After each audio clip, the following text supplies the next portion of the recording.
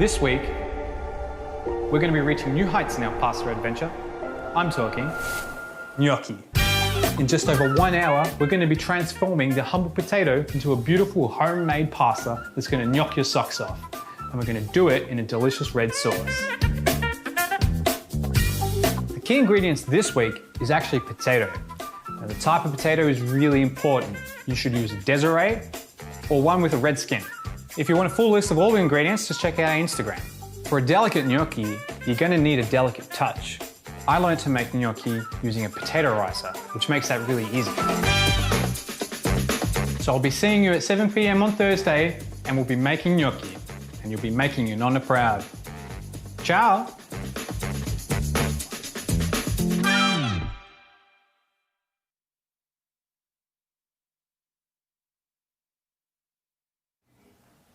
Ciao ragazzi! Welcome to Pasta Hotline. This week we're going to be making the long-awaited gnocchi, and I'll be doing that with a basic red sauce. Now, they don't call it a complex carbohydrate for nothing. Gnocchi is quite technical. Molto difficile, as we would say in Italian. But there are some key things that you should know while we're making this, and really it's about the temperature of the potato when we're making the gnocchi. So we'll be mindful of the temperature while we're mashing it, and also when we're rolling it. So I'll take you through that process. Now, speaking of the potatoes, we're going to be boiling them as one of the first steps. So if you haven't got hot water yet in the kettle or on the stove, just make sure you do that because we're going to be getting those in the pot pretty soon. Okay, so in terms of how much time we'll allow for today, probably just over an hour, a little bit more if you're going to be making more pasta, more gnocchi. And in terms of the ingredients, obviously potato, so the type of potato is quite important. I try to use Desiree or potatoes with a red skin. And then this is basic pasta ingredients, so plain flour and eggs. But to be honest, we only really need 1 egg. Even if we're making a pasta, enough gnocchi for 4, 5 or 6 people, 1 egg is still sufficient. In terms of ingredients, there's a key ingredient, in terms of equipment, there's a key piece that I use. That's a potato ricer. This is really key when we're mashing the potato. You can see that there's little holes, not too dissimilar to a colander, and that really makes the mashing process quite easy. If you don't have one of these fancy devices, you can still use a potato masher. I haven't done that personally, but the process should still be the same. So you can just do that and that's all right. Yeah, so that's pretty much it in terms of the key ingredients and the equipment. Something else to note is when we're cooking the potato, to take the gnocchi out, something with holes in it to drain water and scoop out the gnocchi will be really good. All right, so that's a good overall view of the things we'll need. In terms of the process, I break this down into 4 key steps. First thing we're going to be doing is peeling and boiling the potatoes. The next thing is we're going to be making the gnocchi, so getting the potatoes mashed and rolling them into little gnocchi pieces, and I'll show you how to do that in a traditional method. And then after we roll and we cut the gnocchi, we're then going to cook them. All right, so we might as well get started, but it's worth noting that while we're waiting for the potatoes to boil, I'm going to show you that basic red sauce that I was talking about.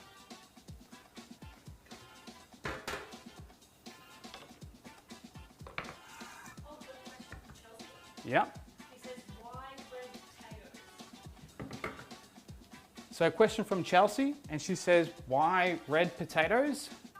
To be honest, I don't have the exact answer on why red potatoes, but, and I haven't made them with different types of potatoes, but I've been told that it's integral. So it's gospel from my point of view. Okay, so the first thing I'm going to do is start peeling my potatoes. And I'll talk a little bit about the size of the potatoes to help get your serving suggestion right. So the potatoes that I'm using these ones are roughly the size of my palm.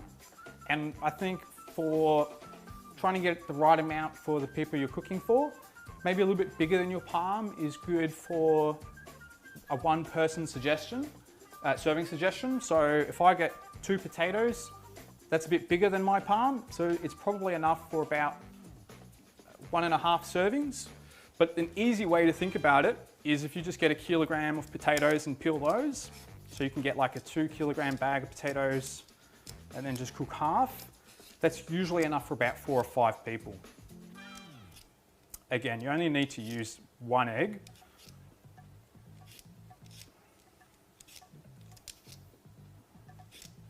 Okay, so my water's boiled, and I mentioned at the start that you'll need to have your water ready to go, just so we can get these in the pot pretty quickly.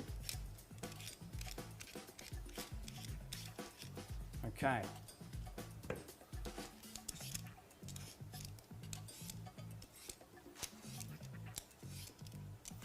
So we've been doing Pasta Hotline for about 5 weeks now. In fact, this is the 5th week. We started off with simple spaghetti, worked our way through a fettuccine, ravioli, lasagna, and now we're doing gnocchi. Gnocchi is a little bit complex to do. It is about just getting an understanding of how to use the potato. It's the amount of flour that you use is generally about 1.5 cups to 2 cups.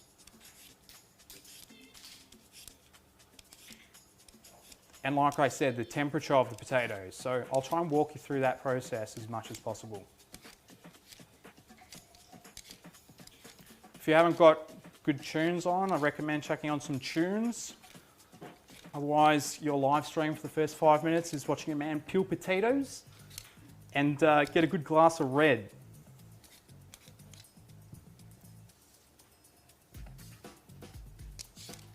So for me, the potatoes that I'm using are pretty much all the same size, so it makes it easy.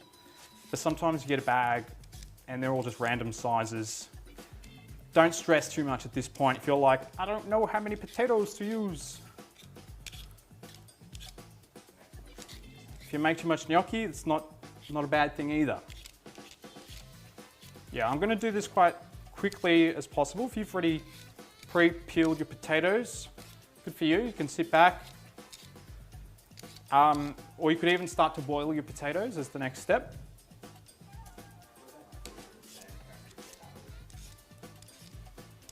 And I was talking about the temperature of the potatoes as well.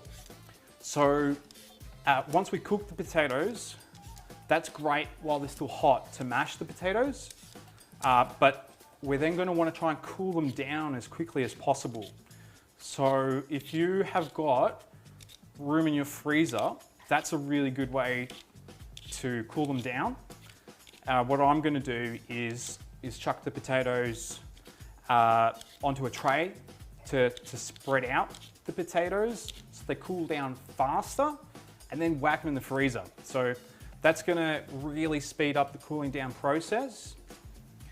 What I normally do is put them in a bowl and try to still spread out the potatoes as much as possible, and then just leave them on the bench top.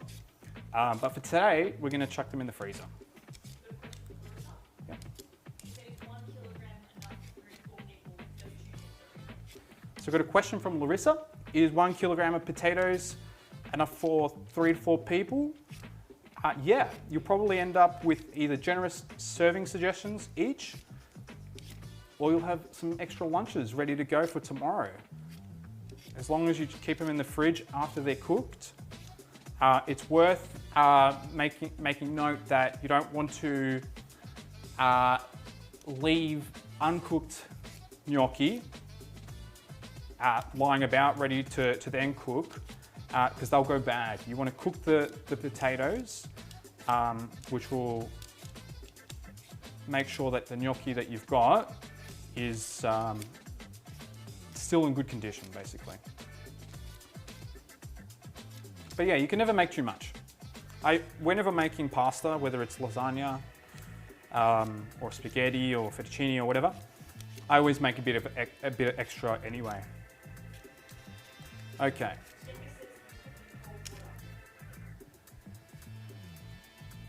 The potatoes in cold water. Who's the question from? Okay. Decca says, can you put the potatoes in cold water to cool them down? I wouldn't recommend that because what that's going to do is it's going to soak up extra water. I presume you're talking about after you mash them, and that water I think will change the consistency. So every time I make gnocchi, it's always a little bit different, and sometimes I have to add a little bit more flour. So I'm going to speak through each of those instances if they occur for me. And yeah, do ask questions along the way around how should it be? Should it be this watery? Even when we're cooking them, you know, there are signs to look that they're all prepared nicely. So you can always ask. So I've got enough for probably about 3 to 4 people with the potatoes that I've just peeled. I'm just going to get rid of some of this mess. That's about 1 kilo of potatoes for me. I'm also going to get my water on the stove because we're going to be boiling them soon.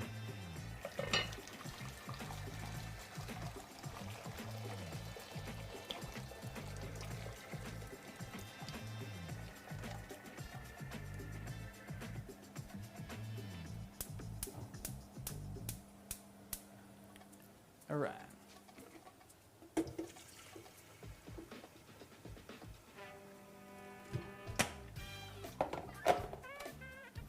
So if the potatoes you've got are like quite large as well, they'll take a while to cook. You could cut them once in half.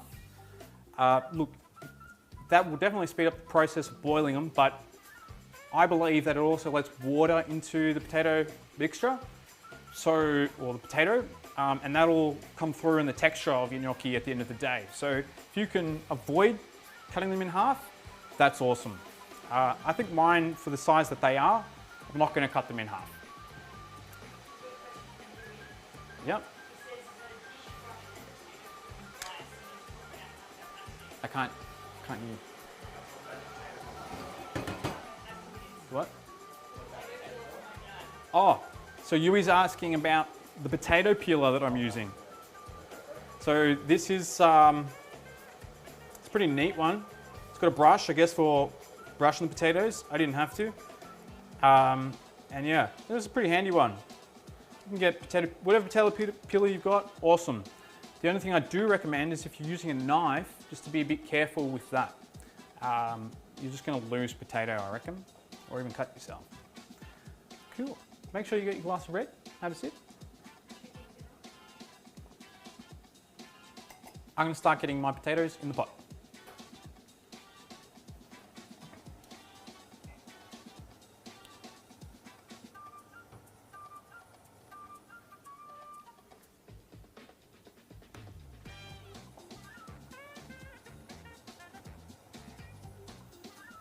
I'll show you a little test as well when we're cooking the potatoes to know if they're ready.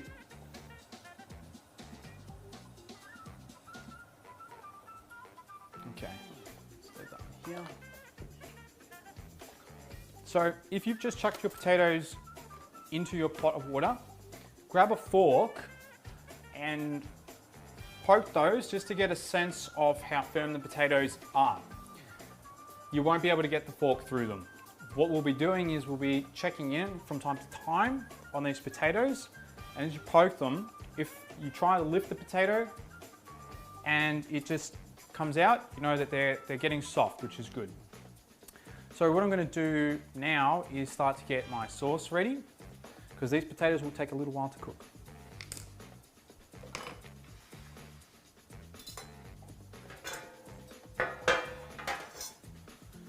So the sauces that I make, I usually always start with an onion. And if you're following along, just be careful not to cut yourself. We want to keep this a wholesome experience.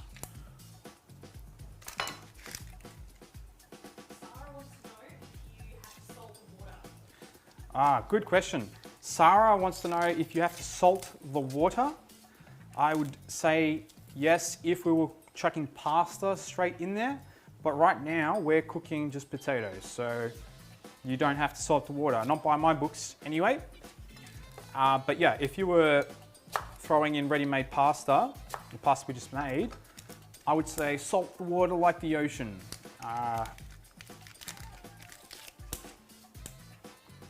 Don't know why, but it's good. It's tradition, if anything. Okay.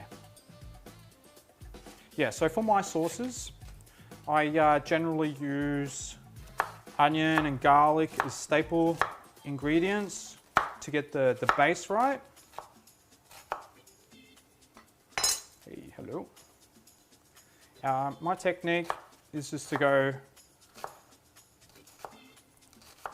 and cut lines down one side and then lines down the other side.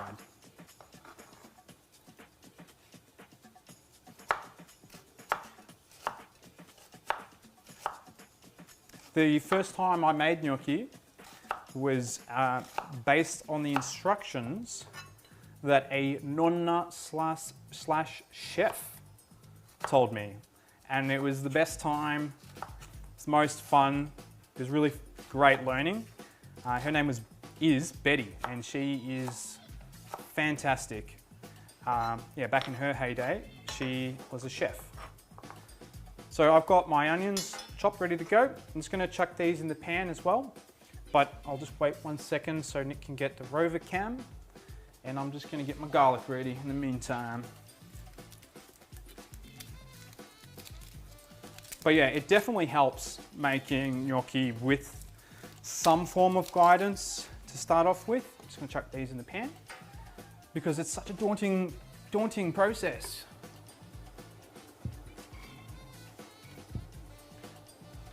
Okay, so that's in the pan. A bit of heat. All right, for a sauce, I put a good amount of oil. I'll show you how much. So I've only put 1 onion in. Generally what I do is cover the surface area, then a couple swigs in the pan. All right. Looks like a lot of oil. It's because it is. That's what makes it delicious and stick to the pasta. Okay, that might fire up a bit more later, so I'll come to it. I'll make garlic. So you might have prepared a sauce already, whether it's one of the bolognese that I've given ingredients for, recipe for in the past, which is a recipe from my nonna, or you could just be rocking a pesto or a sauce you've had from earlier in the week. Totally up to you, totally fine. Just use whatever you like. I thought I'll show you something basic while we're waiting for the potatoes to boil. Basic and delicious. Okay. I don't know if other people do this, but when I chop garlic, I crush it. Gets the frustrations out. Oh yeah. I heard it does something to the flavour. Do I know if it does something to the flavour? Not really. I'll admit that. Just be real careful when chopping that garlic. Whenever chopping something small, it's easy to get excited and then like chop your finger at the same time. Just looking out for you, you know? Be careful.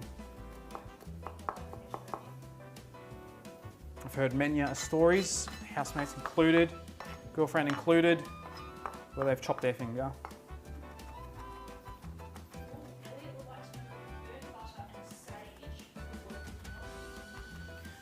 Okay, Elliot has said, I'd like to know if burnt butter and sage would work well with homemade gnocchi.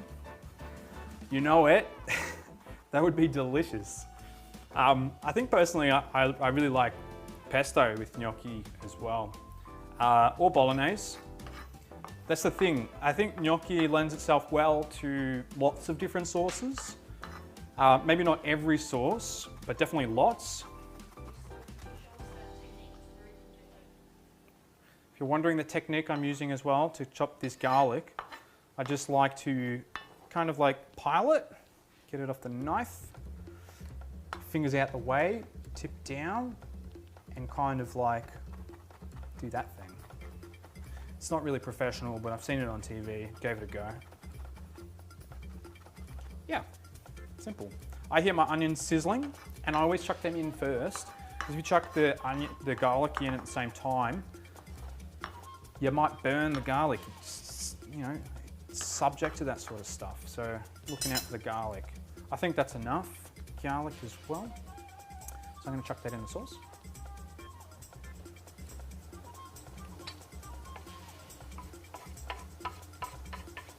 Okay, if it's like bubbling a little bit too much, just turn it down. I should also note, keep an eye on the potatoes. Once you put the potatoes in, the water rises, and then, you know, it could, as it's bubbling, overflow. So just be mindful. Keep an eye on it. Okay, what's next? I had a chili here.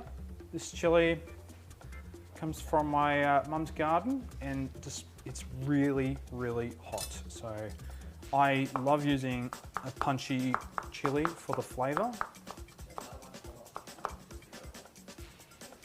So it's not that big. It's like a few fingernails big. If you really like a hot sauce, you could put in more.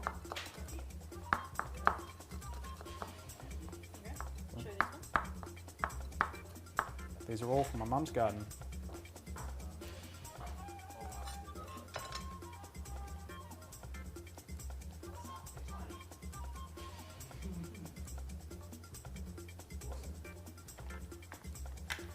Yeah, I do the same thing with the garlic. Once I chop it one way, chop it the other way. I put the seeds and all. Nothing goes to waste. And yeah, I just chuck this back onto the sauce as soon as they're chopped. No waiting around. All right.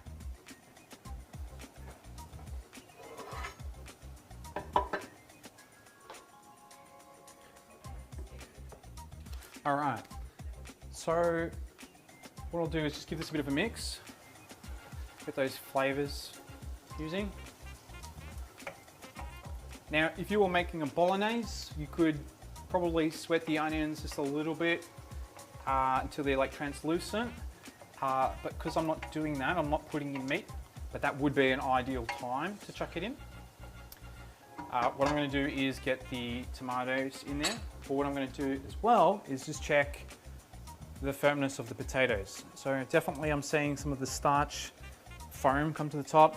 They're definitely softer than they were before, but they're still quite hard. If I pick one up, you can see it's fallen off, which means it's getting softer, but I didn't dig the fork in too deep then.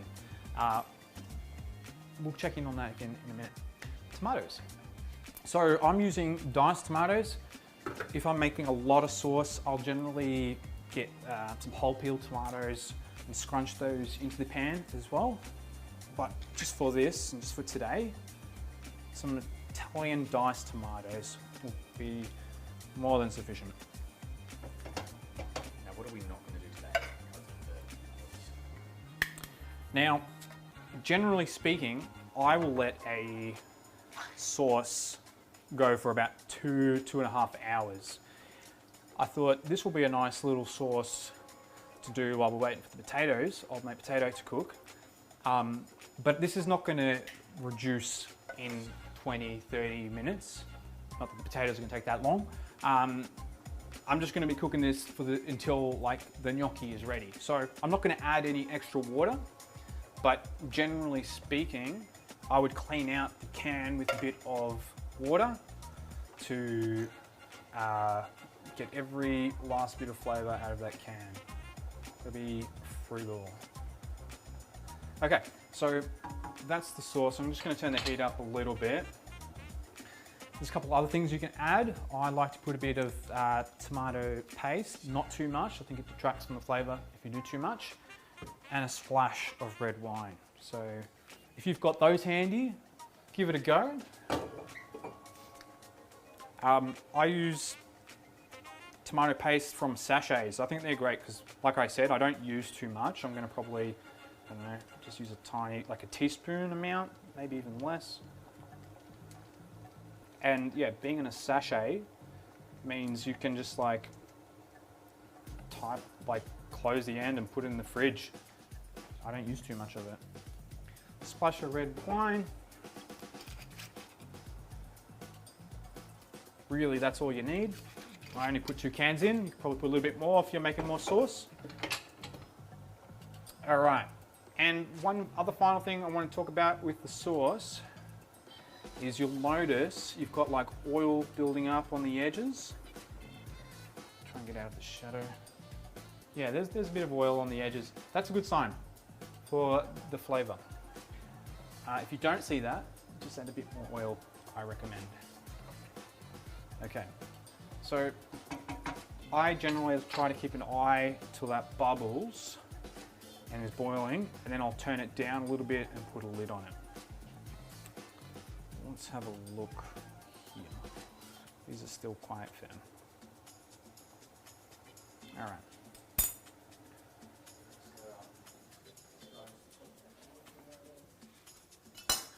All right, this is also a good opportunity to clean up your area as well, especially if you're doing this solo.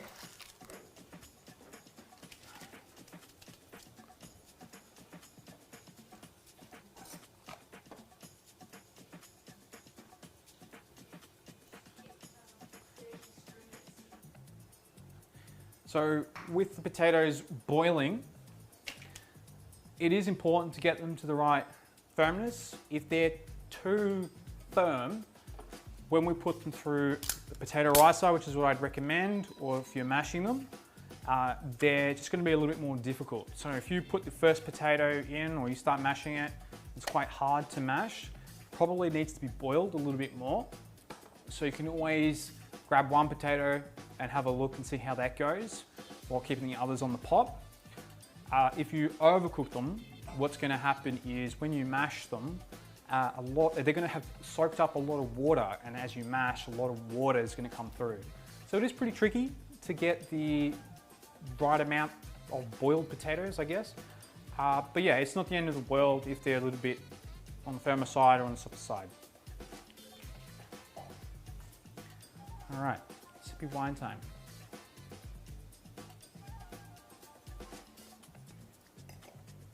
All right. How are we going? People got their potatoes in the pot, got their sauces going? Let me know.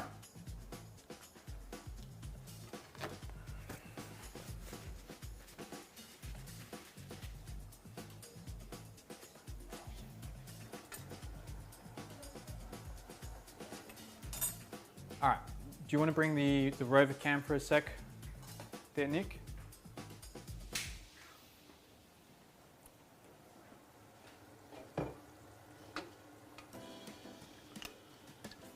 So my sauce is now bubbling quite rapidly. That's probably too much. Just going to turn it down a little bit.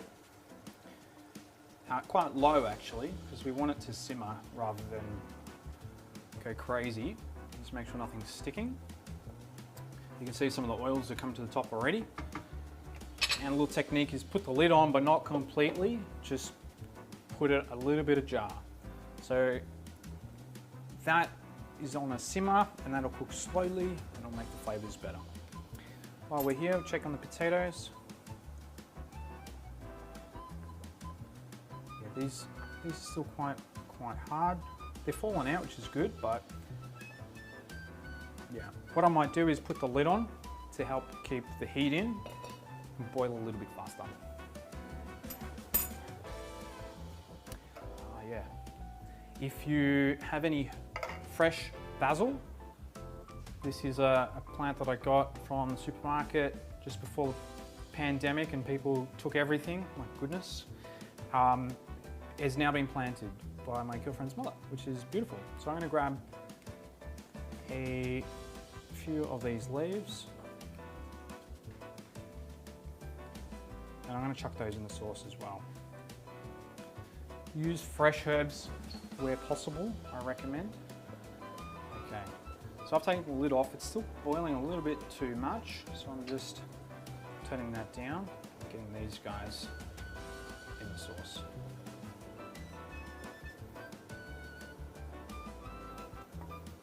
All right. Some other things to try and get ready for when the potatoes come out. A sieve is good. Now, this sieve is a pretty sturdy, nice holes type of sieve. You'll notice this one's my potato ricer. The holes are quite similar. So if you don't have a potato ricer and you have a sieve, you could get creative. And once we take the boiled potatoes out and chuck them in here, you could get a similar size bowl and you could push that through. Provided the potatoes are soft enough, that should mash quite nicely and pretty much do the same thing. So yeah, like I said, I've always used the potato ricer, but you can get creative and use other things. A good friend of mine, Amadeo, he's pretty happy using a fork to mash them, and he's a pretty good cook, so that probably works too. But yeah, if you've got a potato masher, I'm sure that'll do the trick as well. So yeah, get that ready, because once the potatoes boil, we're going to be chucking them through there.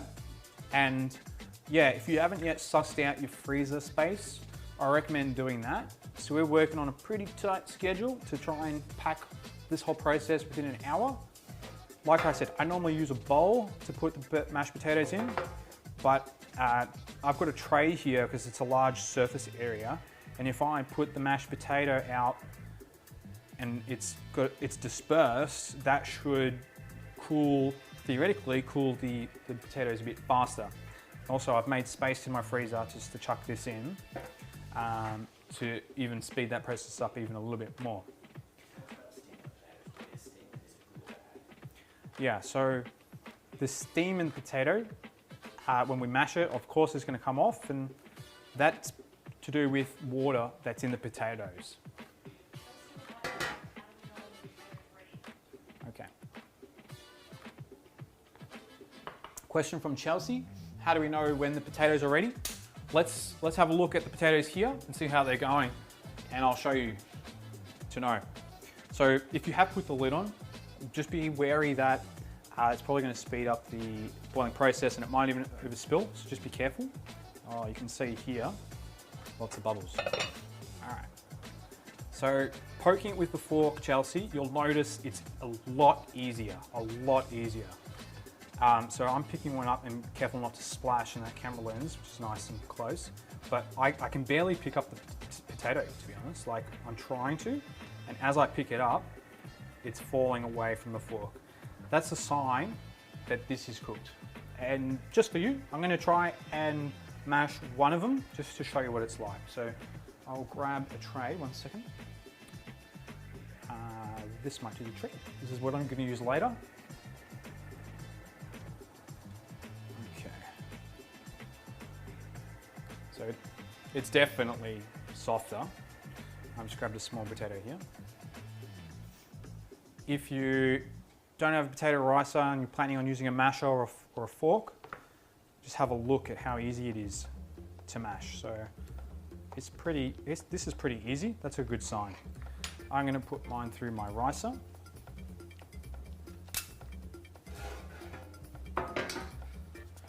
Now, the trick is if this is too hard to push, it's not cooked enough. But if it comes through, it's probably good. You know what? It's probably good. Maybe a tiny bit longer. This is a plastic ricer and I can feel the handle flexing, so I'm not going to go crazy trying to get those bigger potatoes mashed. I'm going to leave mine cook for just a little bit longer. But to give you an idea, if your potatoes are doing well, it's going to come out and be a pretty stringy-like consistency. If you can mash it to that, that's a really good reference. And yeah, whatever tray you've got, if you want to, or bowl, if you want to sort of spread it out so it cools down faster, that's definitely going to help.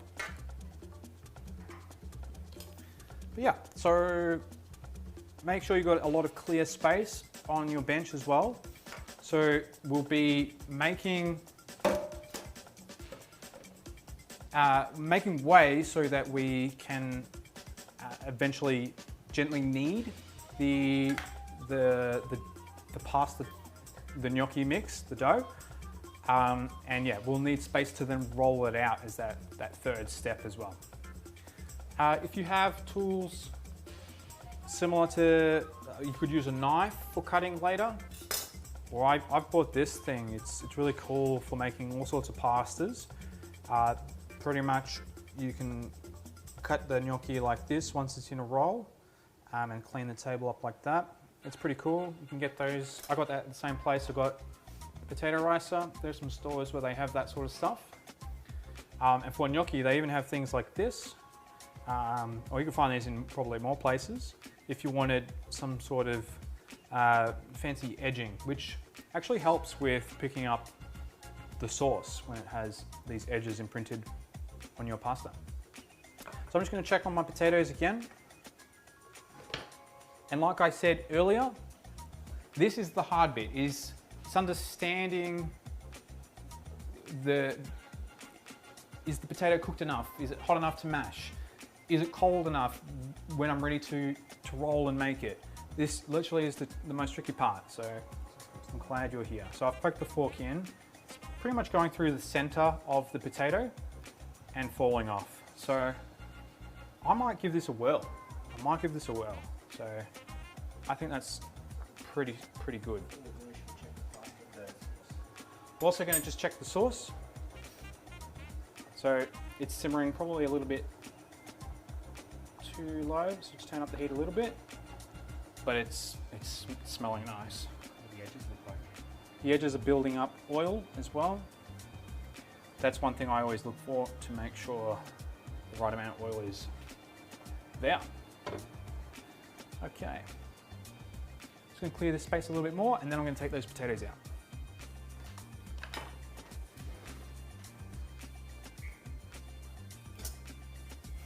Okay, make sure you got your flour handy and an egg as well.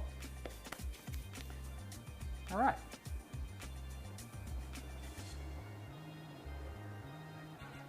Yep. So I'm ready to take the potatoes out. I'm gonna get my colander ready.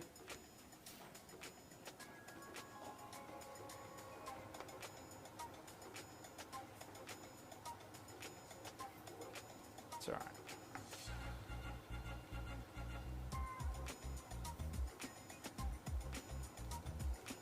I always try and take off that excess water. Otherwise, when you're mashing them, that water's not going anywhere except to remain in the gnocchi.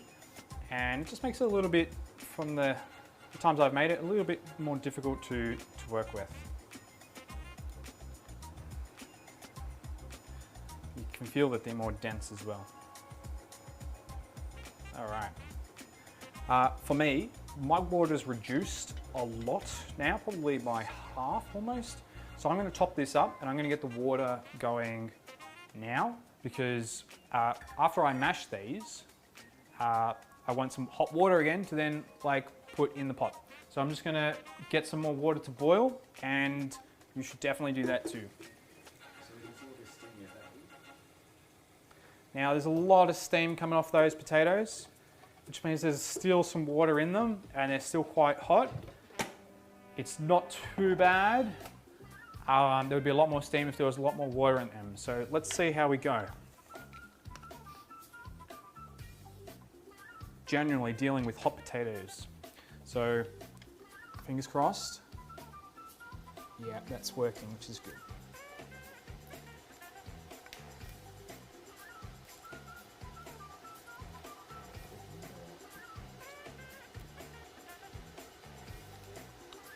They might still be on the slightly firm side.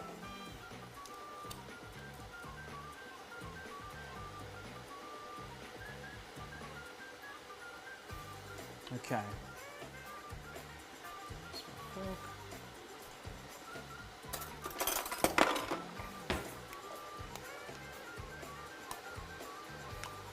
If you have any hard bits that are being stubborn, you can always smooth those out.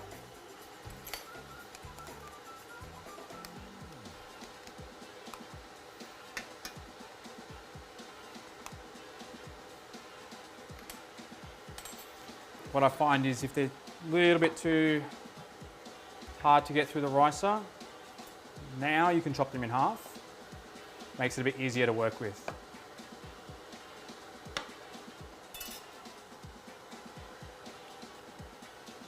Makes a flat surface and easy to get through the ricer.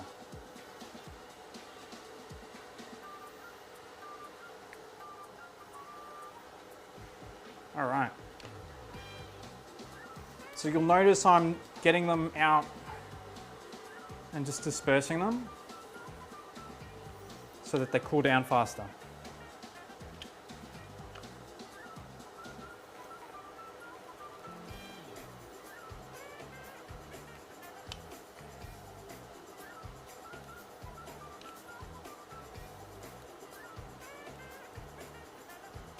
I probably could have cooked mine for a tad longer.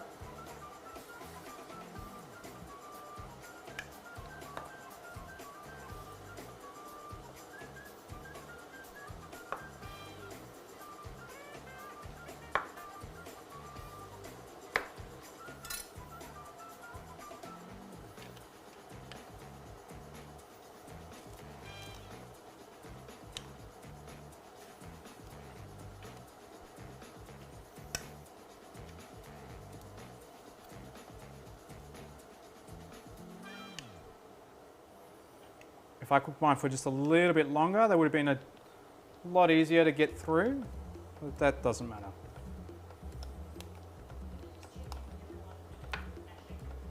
How's everyone's mashing going?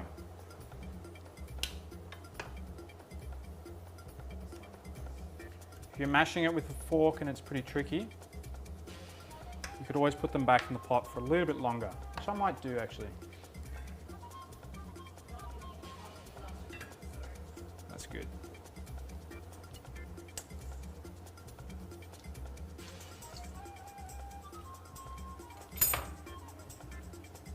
So I had a couple of big potatoes left, and I knew that would be pretty tricky to get through the ricer. So I've just put them in for a little bit longer, which is totally cool.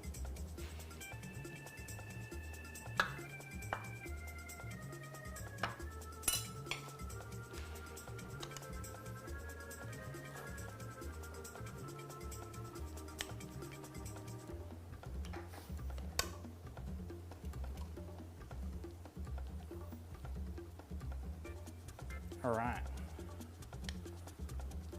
I'd be interested to know, what are people using to mash their potato? Does anyone have a ricer? People using a potato masher?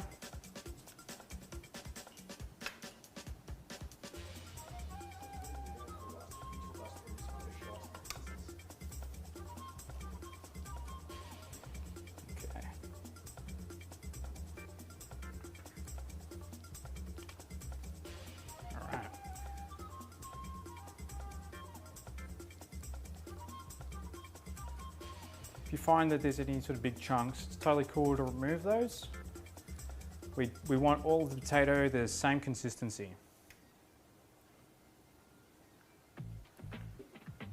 And yeah, you could be putting this into a bowl. You don't have to be putting it into a tray. But I think this will cool them down just that little bit faster. And we want them cooled down because when we're rolling them, and then we're getting them to those little cool, little delicious, delightful kilos of goodness, they're going to be too delicate to handle. And then when you put them in the pot, they might just disintegrate. So we want to get cooled down potato, right amount of flour, and yeah, we should be rocking. We should be doing well with it. Okay, you can see already a lot of that steam has gone, which is good. That's a good sign. You can feel the potato. This is still quite warm. I definitely want it to cool down a bit more, but I'm going to check in on the other potatoes I chucked back in that were on the big side and didn't quite. Yeah, I'll do the fork test quickly actually. Yeah. See how I can't pick up the potato? Makes it tricky when you've got different sized potatoes, that's for sure. But that's a good sign. Okay. Get that excess water out.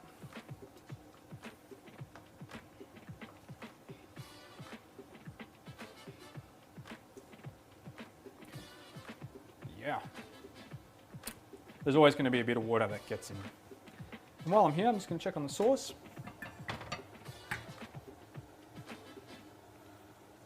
It's looking good. What you should definitely do as well is be putting salt and pepper on it if you haven't already. So I'm going to do that and put a liberal amount. So 1 sec.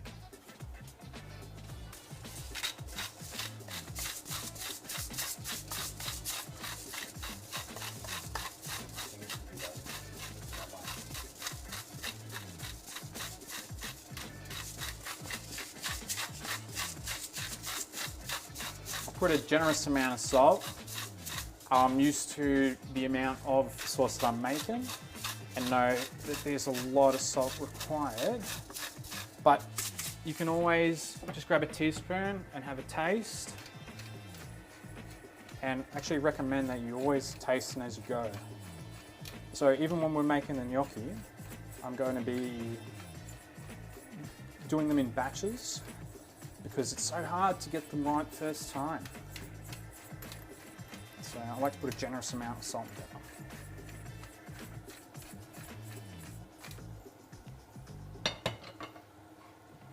All right.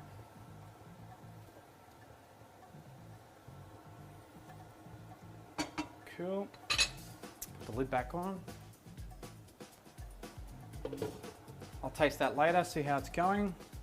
Fingers crossed that these are a bit softer, these potatoes.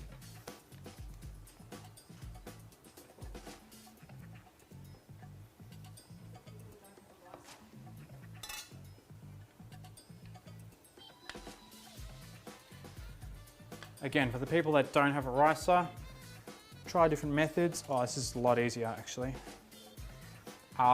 You could push it through a sieve with a bowl, or you could use a fork or a potato masher.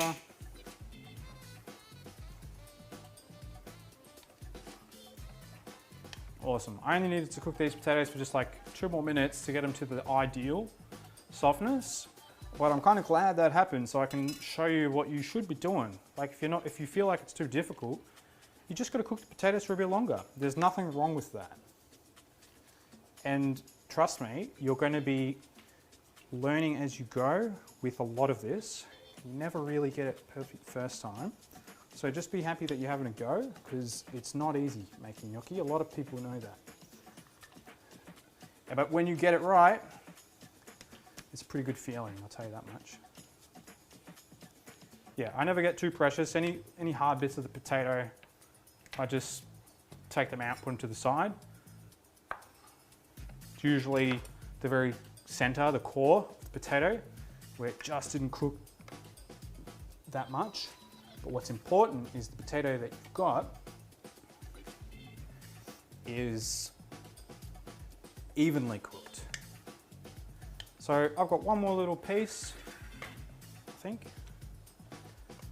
I'm gonna chuck this in the freezer.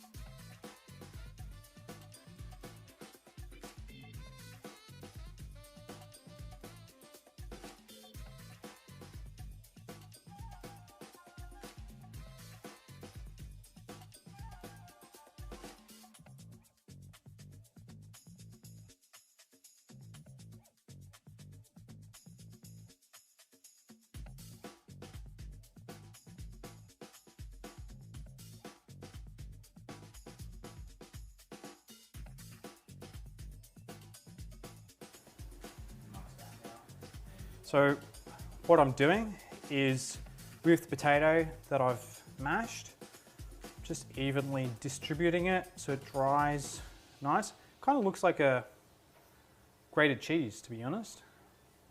That'd be nice. Cool.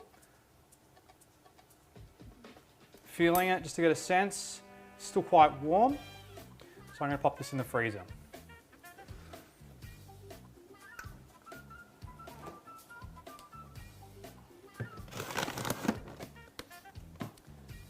If you're almost there, if you're just still mashing your potatoes, that's totally cool. If you one step ahead and you've already started to let yours cool down, whether it's on the bench top or you've put them in the freezer, that's good as well. So what we'll be doing is we'll just be trying to get the right temperature of the potatoes, which basically is cooled down a lot before we start working with it. Because it'll be difficult to roll them otherwise, and then when we go to cook them, they'll disperse in the pot, which we want to avoid. So I'm just going to take a minute now to clear the bench space, because that next step is really going to be about like the rolling and then the cutting. And yeah, I'm also going to try the sauce and see how that's going. So yeah, a bit of a cleanup.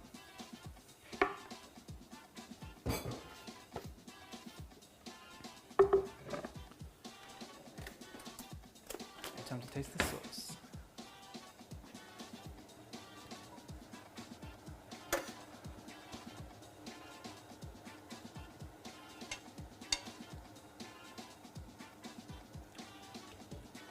That's good.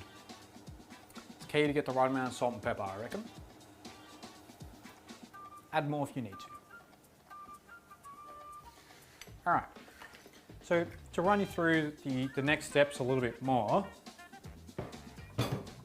we're going to take the, actually, I'm going to put more water in the pot because mine was pretty shallow. And I've got some more boiled water.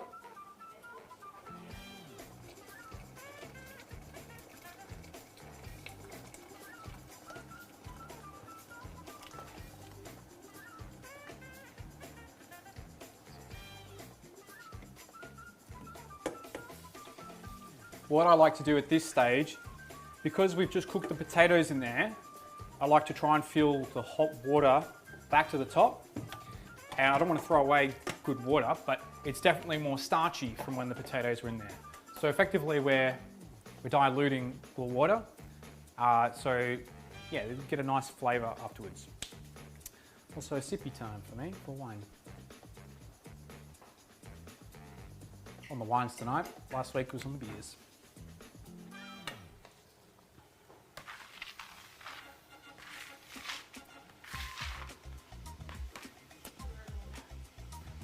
Could do a quick check where everyone's at in the comments. Awesome.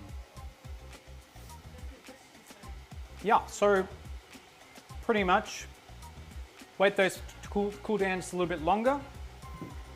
And we'll be using plain flour and 1 egg.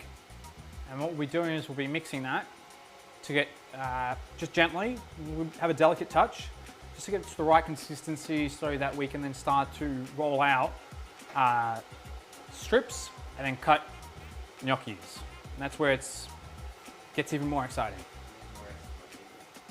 Okay. All right. And like I said before, if you're making a lot more gnocchi, you still would only need 1 egg. It's just a binding ingredient. So I've taken this out of the fridge, and it's quite cool. So it's cooler than room temperature. So try and have a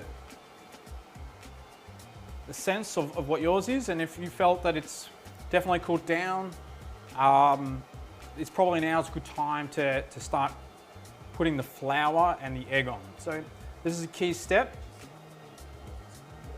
Yeah. Now, if yours isn't cool yet, just let it cool down a little bit more. So you can watch on and then sort of catch up. And I say that because this is an important step.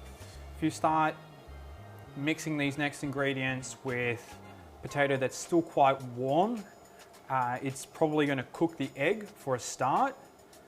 don't want it to cook the egg in the potato. That's going to be a bit funny. And then it's just going to be a lot more difficult to work with. So I'm going to start by putting in the flour. And if you're keeping up with me already this far, you're doing a great job. It's very tricky trying to get these potatoes right. To give you an idea on the amount of flour, I'm using 1 cup for about a kilo of potatoes.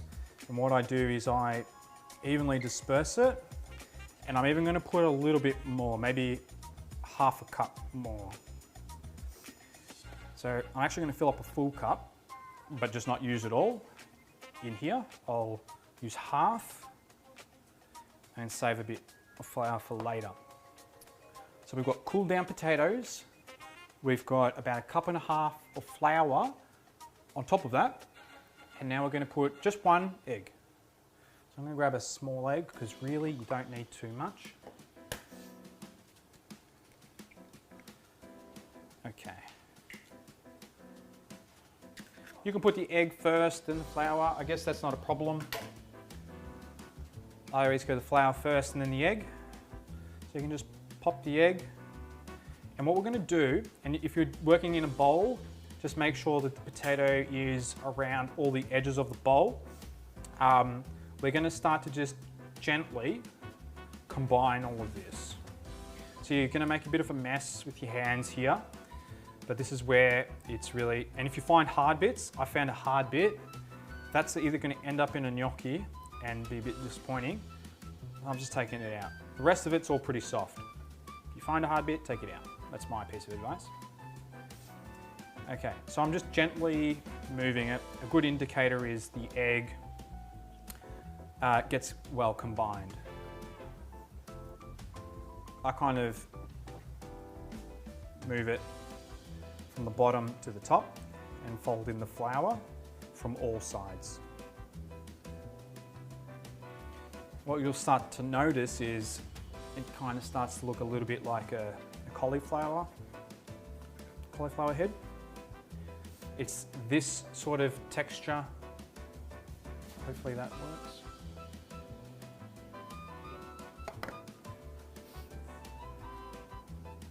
The key is to be gentle. Nothing crazy here, definitely no scrunching. I'm combining as gently as I can. Okay. This is looking pretty nicely combined. So I'm just going to get the excess bit off my fingers. And what I'm going to do is, whether you've got a bowl or a tray, just move it to the side for a sec with that other bit of flour that we had in the cup. So this makes my 2nd cup for my kilo of potatoes. I'm just going to get that onto the bench, which I cleaned earlier. Just so this potato, which is likely to stick otherwise, doesn't get stuck. So yeah, and we'll probably use a little bit more flour as well, so keep it handy. All right. So I'm just going to gently get that onto the table.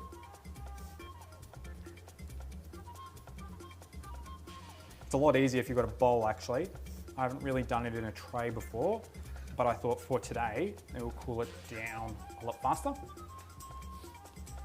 And you'll notice the temperature of this potato has dramatically cooled down, dramatically. So I put flour on the bottom, and I'm just gonna put a little bit on the top and start to combine this. Now, when we make pasta, pretty much I start folding and then kneading, folding and kneading. And a lot of you who've been joining in have really got a good gist of that. This is a lot less aggressive. I do want to still make sure it's all combined, nice and firm, because otherwise, as we roll it, and you'll notice this, as you roll it, it'll start to fragment and break, in which case I recommend get it back into a ball, like this, and then add a little bit more flour. Now, it's tricky Sometimes you can just roll it and it's fine in terms of it's keeping its form. But then when you chuck it in the pot, it comes out a little bit mushy and fragmented. So that's, you know, making sure that this process here is done with the right temperature potato. So I can't stress enough, it needs to be a lot cooler. And yeah, we're not smashing the potato here. I'm kind of like squishing it to expose cracked edges and then sort of like compressing and closing that and just making like a brick almost. And that's probably a good thing to mention. Like my end result here is to make like a brick of potato. Now that'll be really good in terms of it holds its sturdiness, and then we can cut it like as if it's a loaf of bread. We'll cut slices and then we'll work with rolling those slices. So this looks like it's turning out really well. I'm just going to take a moment to check on the sauce. I always check on it. And also my water levels here. Water's good. Sauce is a bit raging. I'm going to turn it down a little bit. So that's my definition of sauce is a bit raging. Just going to turn it down. Give that a bit of a stir. It smells delicious though.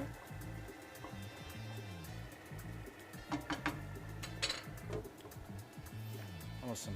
To keep the water levels, I'm going to keep a pot on. That helps trap the steam that's rising. And I'll just put it down for now because I know it's hot. All right, back to potato loaf. And you'll notice that's what I'm kind of trying to do, is get it in that shape.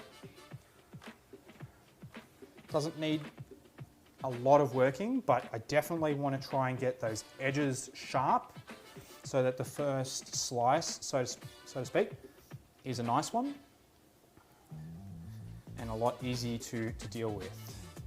Some people might do it differently, but I feel like just getting a square loaf helps you evenly cut the pieces, which makes it easier to just get the process, the wholesome experience of making the gnocchi down pat. Okay, so it's not going to take that much longer now. I'm going to put that to the side. And I've got a bit of flour on the table, but if you don't, keep it handy. Get a plate or a chopping board or something ready to put your gnocchi on. And a sip of wine. Okay, and yeah, the next bit's going to be pretty quick. So I've got my loaf. I'm cutting about a 1 to 2 centimeter piece. The potato looks like this. Got a nice consistency. If you're seeing like big chunks, you either left too many hard bits of potato in there and they're now being exposed and look like bits of garlic. But yeah, or it's a nice consistency. So I'm just going to get a little bit more flour. So what I do is make sure that the table is nicely floured and I start rolling.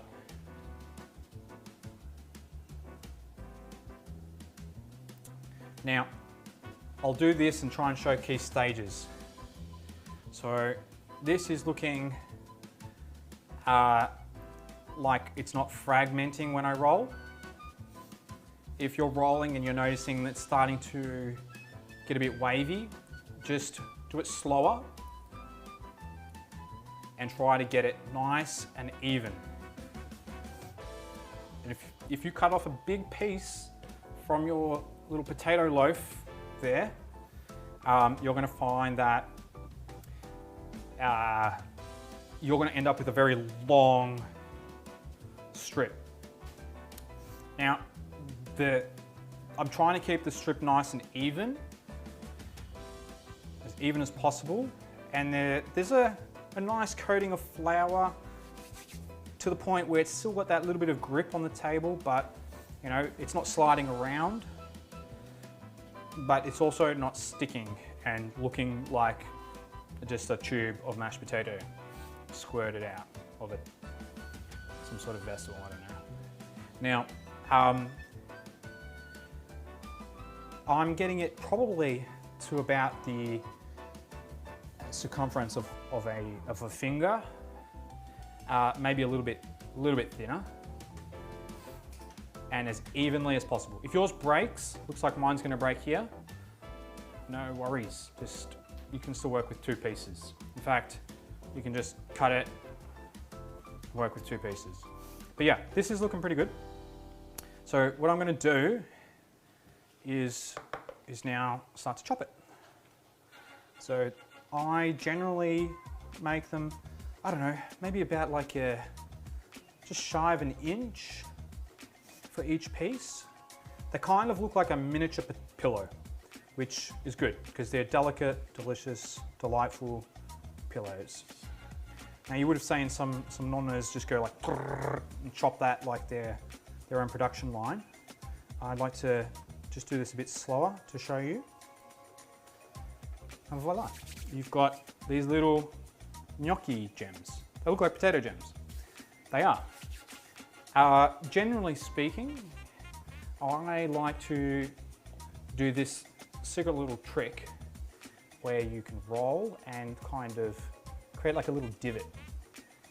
And I'll do this again, much slower, but I've created this little divot which will then pick up sauce. And that, I think, is really important. So I'll do that again. It's very tricky. Betty, who I was talking about before, she taught me how to do this. It just takes a bit of practice. Whoop. If you mash one, like I just did then, just create like a little artificial one with your finger. That's fine. I'll do another. I usually get those edges ready. Roll, create the divot. It's nice. I'll do it again. Roll, divot. So that's a really good little vessel for holding the sauce. So you could do it on a little wooden block like this. You could do it on a little block like this, where it gives it a little bit of a pattern as well. So we'll do another one here. So the gnocchi's on the block, Jenny's on the block. And all it does is create like a nice little pattern. Now, if you've prepared the gnocchi with the right temperature potato, what this is going to do is be quite easy to work with. If you're finding that this rolling process is like as soon as you go over it, it's like just mush, you need to add more flour and work that flour in as gently as you can to get that loaf into a state that you can work with, where it's pretty easy to handle the gnocchi. It is a delicate balance in a sense of the more you work it, the tougher they're going to be. But if you don't work it enough, what's going to happen is they're going to disintegrate when you chuck them in the pot.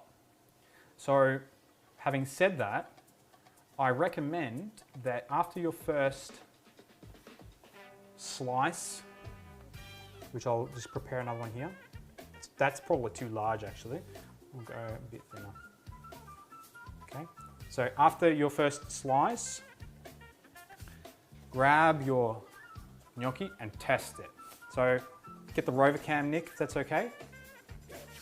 The gimbal. All right.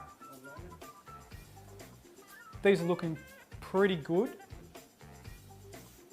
I'm going to test them out and see how they're going. I love to test as I go.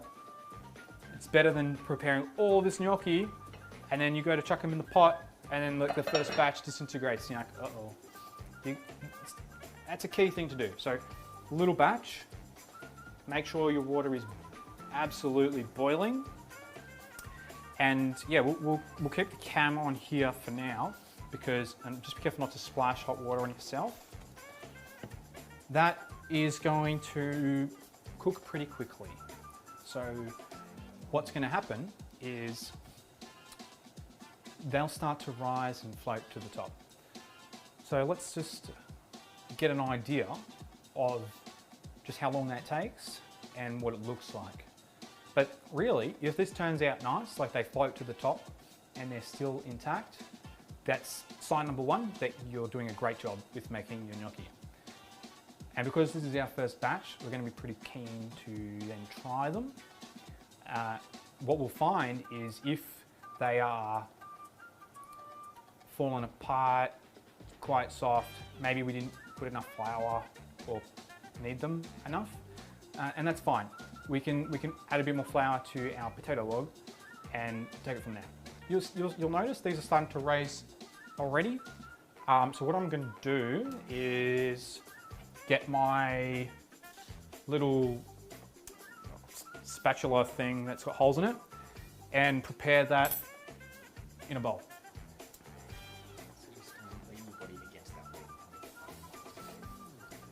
All right. So you can see they're starting to rise to the top, which is fantastic. And just by eye, they're looking pretty intact. So I'm gauging this by eye, but I think they're all boiling to the top. So I'm scooping them out. Get that extra water off them. And yeah, you can put those in a plate. These are looking good. So I'll definitely be trying them. You want to get them all out, otherwise they'll overcook. If you had trouble trying to get that hole in them, don't stress too much. If it's going to take you all night, just, I don't know, poke them with your finger a little bit. That'll do the trick. I do recommend making some sort of divot because they pick up the sauce that bit better. And with the sauce that I'm making and how much oil I've used, it's a surefire way to make sure that there's plenty of sauce sticking to each gnocchi. Okay, I always make sure that there's no gnocchi left behind, no soldier left behind. And yeah, so I'll leave the water boiling, but I'm going to try one. And if you're up to this bit as well, you should too.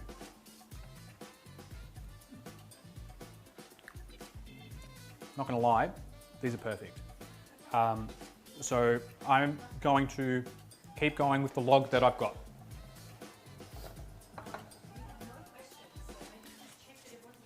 We have no real questions popping up, no pasta disasters.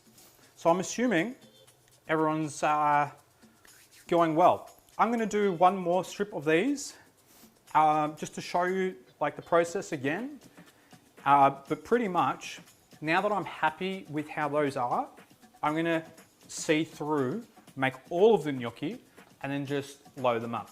But I do want to mention a couple of things as I'm doing this. If you're going to be putting the gnocchi into one plate, like a big bowl that you're going to put in the middle of the table and then serve up, what you want to do is after each batch of gnocchi you put in the pot, because you can't put too much, you could probably put double the amount I just did in the pot in one go. When you take them out and you put them on the others, they're going to stick to each other if you don't put a bit of butter on them or a bit of sauce if you're happy with your pre-made sauce. They will stick to each other otherwise. Yep.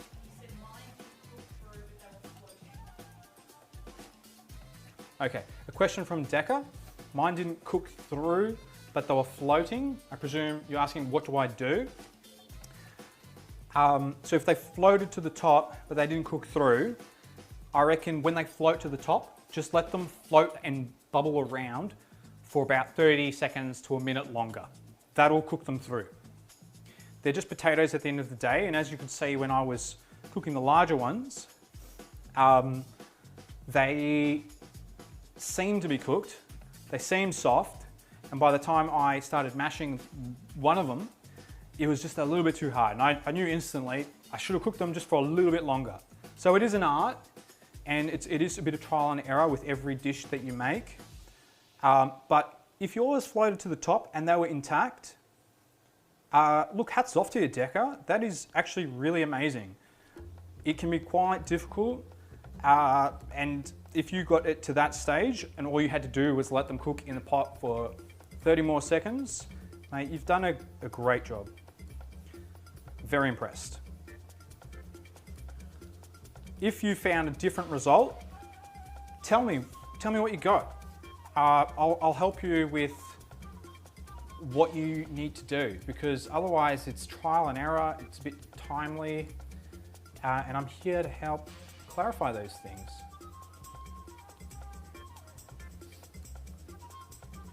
You know what, you can get a bit creative. You don't have to make them this size. You can make them a bit smaller, or you can make them a bit bigger.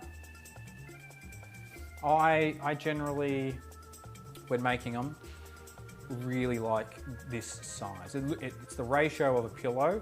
I usually sort of clip in the edges just a little bit. I think it helps with the rolling, and it's just a seamless process at the end of the day. And you know, you see some nonnas and they're double timing it and they're like, whoo, whoo. Can't do it well with my left hand, but I should be practicing if I want to make my nonna proud. But yeah, like when you got the hang of it, again, like this is why I make pasta. It's a very wholesome experience. This is not easy to do. It takes practice, but if you understand the foundation of how to make them, you just need to practice a little bit. You learn what you've done here and there, and yeah, you'll get there. So I generally do two batches of the cut, put on a board, and then boil. And yeah, that's pretty much it. So mindful of time, I won't do the other one now. I'll just chuck these ones in the pot in a second when the rover cam is about. Oh, we've got a question from Yui. He says, I'm a little behind, but no disaster. How firm should my log be? Okay, I've got a question from Yui. He's a little behind, but no disaster. So how firm should this log be? Okay, so when I was putting it together, Yui, I got what looked like a cauliflower head onto the table with a base of flour and flour on top, just a little bit to cover the surface. And I started combining it into a ball. After I did that, I started forming a brick shape by compressing on both sides, then turning it and doing that same process. It's less firm than the pasta we would normally make by a long shot. And by the pasta we'd normally make, I mean like the pasta we'd make to make a spaghetti or a lasagna. We want that to get pretty tough. It's potatoes. It's very soft. If I poke it, it's leaving fingerprints everywhere.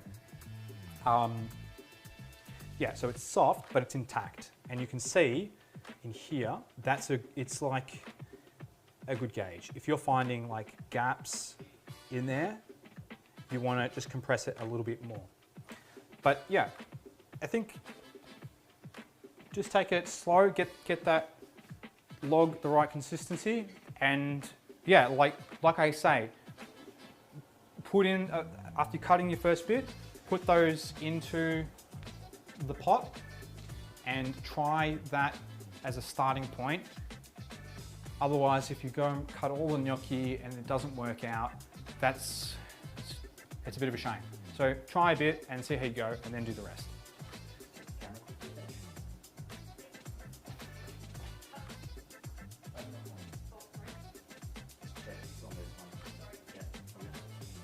Now, once these rise to the top, I'm going to put this with the rest of the gnocchi I've got in the other plate. And look, my sauce has been cooking for about an hour-ish, maybe a bit less.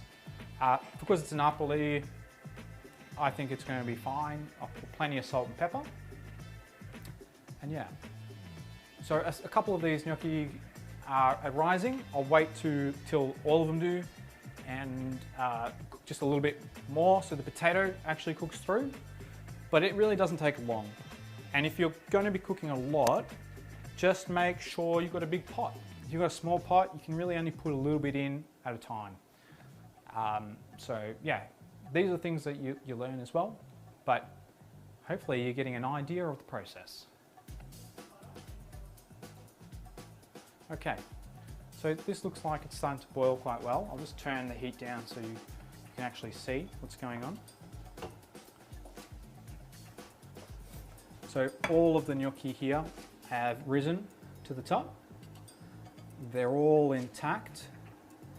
And if I scoop them up, get a bit of a look. I'm going to drain them, really important, and put them in. Now I'm putting these in per plate. So this to me is going to be one good serving, and I'm not bothering with trying to make sure these don't stick, because the next thing that goes on this plate is sauce. But like I said before, if you're having a bit of a house dinner and you're going for the full effect of having gnocchi in one massive pot, if you're doing this, you're going to want to just put maybe like a teaspoon of butter on top of each time you take a batch out. So I'll explain that again, because I've got no more gnocchi in there. If I was to put the next batch of gnocchi in and put it in the same bowl, I'm putting a teaspoon of butter in there so they don't stick. So because I'm going to be plating this one up, I'm just turning off all of these heating devices. I'm going to grab a ladle, which was the word I was looking for before when I said spatula thing with holes. And it's probably bubbling a tad too much, but that's okay.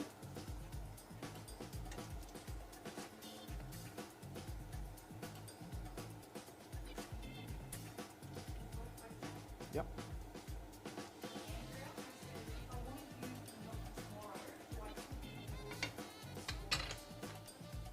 So we got a question from Andrea.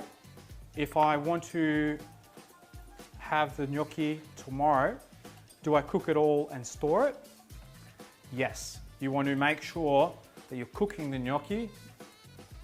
Either get the butter on it, get the sauce on it. Just make sure they're cooked, and then you can use that tomorrow. And what will happen is if you put the sauce on it, it'll actually pick up a lot more of the flavors. So you might even get a even yummier gnocchi. If you're not going to cook them, which I guess you can, I recommend putting them in the freezer. If they're uncooked, that is. So I'm just now going to put some cheese on the top.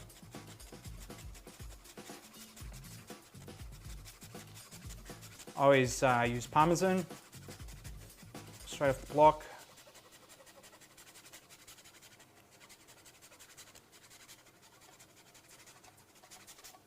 A little bit of basil for aesthetic.